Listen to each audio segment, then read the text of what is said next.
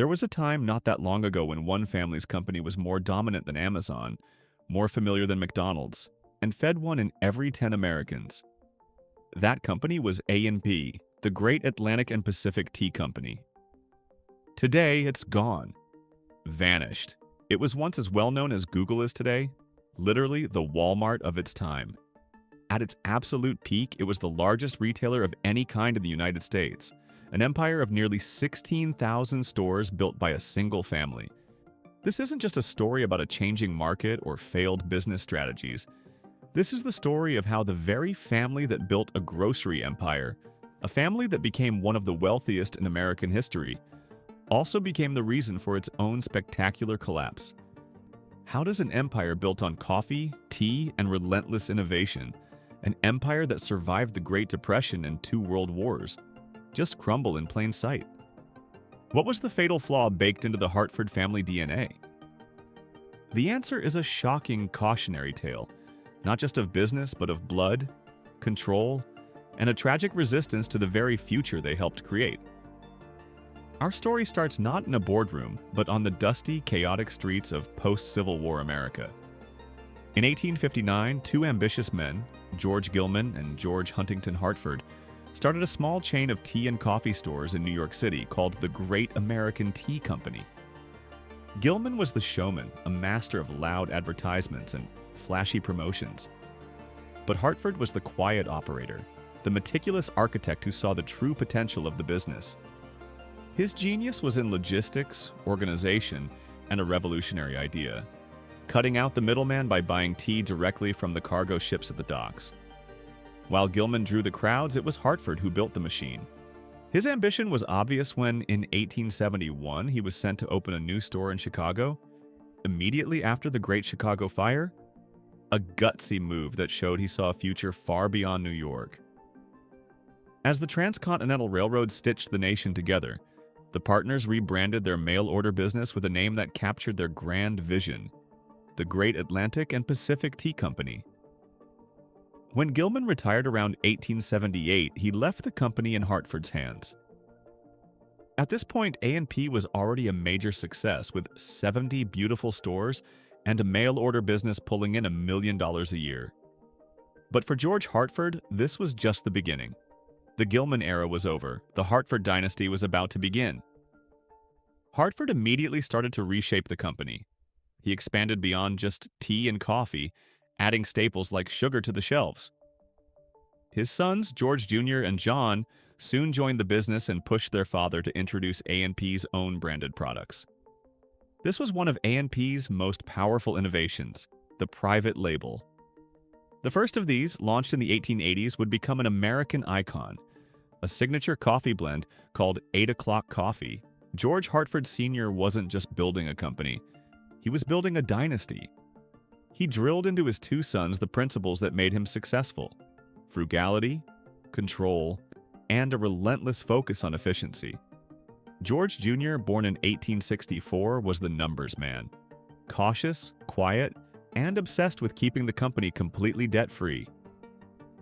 John, born in 1872, was the opposite: charismatic, aggressive, and a natural-born merchant who knew exactly what customers wanted.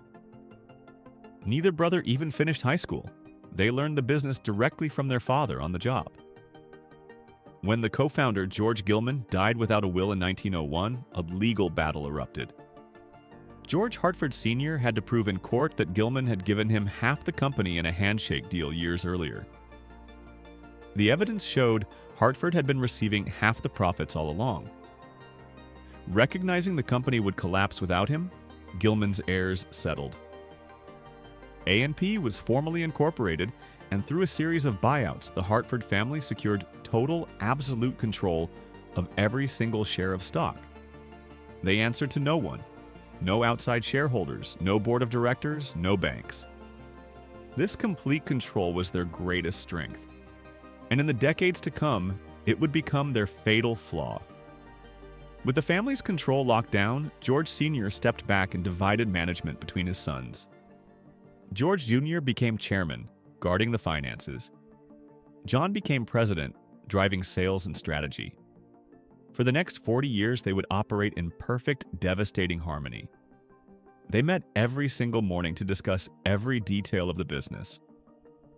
George's caution balanced John's aggression, and John's vision pushed George out of his comfort zone. Together, they launched A&P into its golden age. The explosion came in 1912. The country was in an uproar over the rising cost of food. John Hartford saw a huge opportunity and pitched a radical idea to his conservative brother, the economy store. The concept was brutally simple: a small, no-frills shop with no customer credit and no home delivery. These bare-bones stores could operate on a razor-thin profit margin, making money not on high prices but on massive volume. George Jr. was terrified. It was a huge risk, but John won him over and they opened a single test store. It was an immediate, staggering success. Sales went through the roof. The economy store was a revolution, and A&P spread it across the country like wildfire. From 400 stores in 1912, the chain skyrocketed to 1,600 by 1915. By the end of World War I, they had nearly 5,000. The Hartfords reinvested every penny of profit back into the business. To control costs, they built their own factories, canneries, and bakeries. By the 1960s, A&P was running dozens of its own manufacturing plants. They became America's largest baker, producing the beloved Jane Parker cakes and donuts. They created the American Coffee Company to roast their own beans, making 8 O'Clock, Bocar, and Red Circle Coffee's household names. Their own Ann Page brand products soon dominated their shelves. They were literally creating the modern American way of eating. Before A&P, you went to a butcher for meat, a baker for bread, and a grocer for dry goods. A&P began combining these under one roof in combination stores. In the 1930s, they helped pioneer the next great leap forward, the self-service supermarket. They quickly adopted the model, opening 4,000 larger supermarkets by 1950 and closing thousands of their smaller economy stores. By 1930, the scale of their empire was hard to comprehend. A&P operated nearly 16,000 stores, with sales hitting an incredible $2.9 billion. At its peak, the company captured 1 out of every $10 spent on groceries in the entire United States. The Hartford family, who owned the company outright, became fabulously wealthy, rivaling the Rockefellers. During the Great Depression, while other businesses collapsed, A&P thrived. Their strict no-debt policy made them invincible to the financial panic. But their dominance came at a cost. Small independent grocers were being wiped out by the thousands. This resentment boiled over into a political movement, and in 1936, Congress passed the Robinson-Patman Act, a law aimed squarely at restricting A&P's business model. The government even sued A&P for being a monopoly. While the company was forced to shrink to around 5,000 stores by 1950, its power was still immense. The Hartford brothers were the undisputed kings of American retail, and their creation was a perfectly tuned, cash-generating machine. John and George Hartford had built their empire on a paradox. They were brilliant innovators who had repeatedly upended their industry, yet their personal philosophy was one of extreme, almost pathological conservatism. This contradiction would be the seed of their company's destruction. The two brothers, now elder statesmen of industry, ran A&P like a personal kingdom. Mr. George, the quiet chairman, believed that debt was a poison to be avoided at all costs. Mr. John, the charismatic president, lived by the mantra that lower prices would always win. They were a perfect team, but they were also a closed loop. They trusted no one's judgment but their own. This obsessive need for control, which had fueled their rise, began to harden into a dangerous ideology. Because they had no outside shareholders, they answered to no one. They could run the company however they saw fit, even when their own managers warned them of the dangers ahead. Their management style, which once inspired loyalty, now crushed new ideas. Promotions came only from within, creating a culture of lifers who knew only the A&P way. Meanwhile, the world outside their fortress was changing fast. After World War II, a new era of American prosperity began. Families fled the cities for a new promised land. The suburbs. This created a whole new retail landscape. Families had cars. They wanted to shop once a week, not every day. They needed wide aisles, big shopping carts, and huge parking lots. The modern supermarket was the future. Competitors like Safeway and Kroger saw this future clearly. They aggressively built big, bright, modern stores in suburban shopping centers. But at A&P, the Hartford brothers hesitated. Their empire was built on small, urban stores. Building huge new supermarkets would require taking on massive debt to buy land and finance construction, something that was unthinkable to George Hartford. It would also mean closing thousands of their older but still profitable city stores. This was their fatal mistake. While competitors raced to meet customers where they were going, A&P was stuck where they had been. They did build some new stores, but many of them were still in older urban areas, years behind the migration of their own customers. The company that had once been the pioneer now seemed permanently a step behind. Their stores began to look small, cramped, and dingy compared to the new palaces of consumption being built by their rivals. The brothers' obsession with their own private labels also became a liability. While competitors stocked their shelves with exciting new national brands advertised on television, A&P's shelves were still dominated by Ann Page and Jane Parker. This limited customer choice and made their stores feel dated. John Hartford, the great merchant, died in 1951. His cautious brother George died in 1957 at the age of 92. They had ruled their empire for half a century. Their deaths created a power vacuum that the company would never fill. With them died the singular, flawed vision that had guided A&P for decades. The family fortune passed to heirs like the flamboyant Huntington Hartford, who had little interest in the grocery business. He was famously fired from the company for skipping work to go to a football game. With the founding family's direct control gone, the company they left behind was a giant, frozen in time. The fortress the Hartford brothers had built to protect their empire had become its prison. They had perfected the business model of the 1930s, but in doing so, they had made it nearly impossible for the company to adapt to the world of the 1950s and beyond. The unraveling was about to begin. The post-Hartford era at A&P was one of drift and decay. The company that had been defined by the iron will of two men was now rudderless. In the late 1950s, for the first time in its history, the company went public.